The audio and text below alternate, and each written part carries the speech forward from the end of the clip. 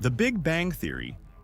It states that the universe began to expand from an extremely hot, dense state about 13.8 billion years ago. This expansion continues today, and the theory is supported by a variety of observations.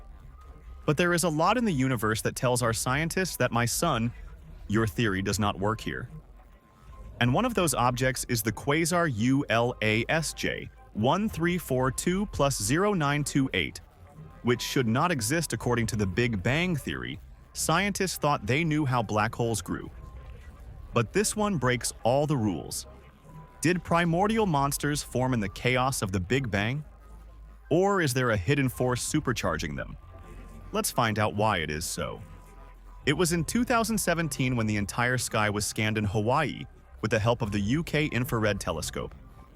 In addition, NASA's Space Telescope mapped the entire sky in the mid-infrared, helping to identify bright red objects. The goal was find distant quasars by looking for their redshifted light. And what is redshift? When a light-emitting device moves away from an observer, the light reaching the observer shifts from blue to red, increasing the wavelength and decreasing the frequency. This is called the redshift. The velocity of the galaxy divided by the speed of light gives the redshift z.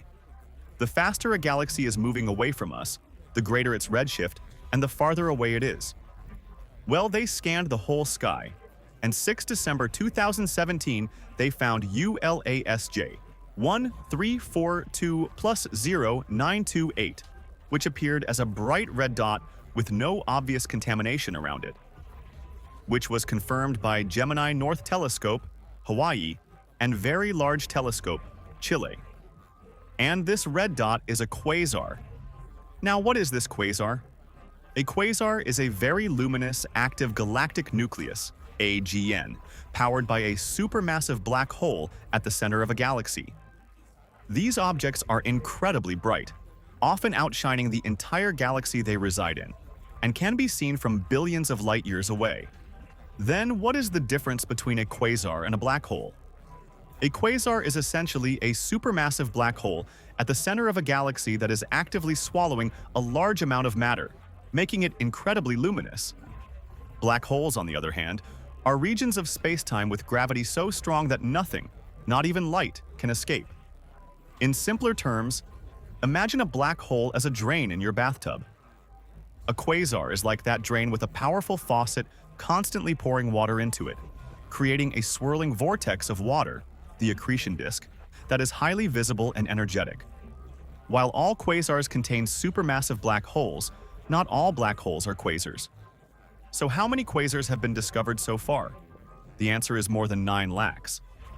Now you must have understood the matter till here, so let's return to our quasar, whose name is ULASJ 1342 plus 0928. It is 13.1 billion light-years from Earth. Its central black hole has a mass about 800 million times that of the Sun, and its redshift at Z question mark 7.54, meaning we see it as it was 690 million years after the Big Bang. And this is what has got all the scientists confused, because it's extremely difficult to have gathered all this mass in less than 690 million years. According to standard models, supermassive black holes grow by slowly accreting matter over billions of years. And for this quasar to reach 800 million solar masses in just 690 million years, it would have to grow at an impossibly fast rate, even faster than the Eddington limit. The Eddington limit is used as the maximum sustainable growth rate for any black hole. Now, why does this quasar seem impossible to reach 800 million solar mass, according to the theory of our scientists? Because if we assume that a black hole was formed after the Big Bang event, then how much time will it take to reach 800 million solar masses? Not much, just about 715 million years. Now, you will think that if the Big Bang happened 13.79 billion years ago, then it is possible, but it is not so, because whatever we see or observe in space never happens in real time. For example, the sunlight we see on Earth originates from the surface of the Sun 8 minutes ago. Similarly, if the distance between Mars and Earth is the shortest at that time, and an alien looks at Earth from Mars, the crazy actions we are doing will be visible to him 3 minutes later. And if an alien is watching us from 200 million light-years away, then he would be seeing dinosaurs on Earth today. Similarly, this quasar is 13.1 billion light-years away from us and came into existence about 690 million years after the Big Bang. This means that this quasar acquired 800 million solar masses in just 690 million years, whereas theoretically it should take 715 million years to acquire this much mass. Then how is it possible? To explain this, different scientists have given different theories, but no theory is able to explain it properly. Or this quasar existed in the universe even before the Big Bang theory. Or is this flaw based on Big Bounce theory?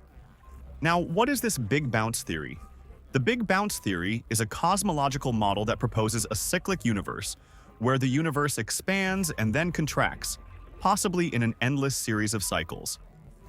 By the way, even NASA doesn't have the answer to this. Well, if massive black holes formed too early, galaxies may have assembled differently than we thought,